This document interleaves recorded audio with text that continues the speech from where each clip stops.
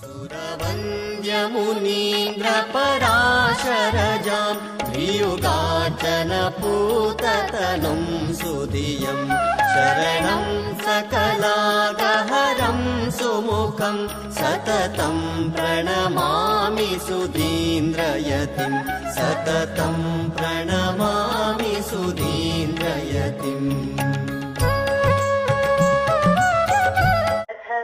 अपराधक्षमापणस्तोत्रम् श्रीव्यासराघव नृसिंह हरे मुरारे काशीमठाधिपति सन्तत पूजिताङ्घ्रे भक्त्या समस्त भज। अथ श्रीवेदव्यासाष्टकम्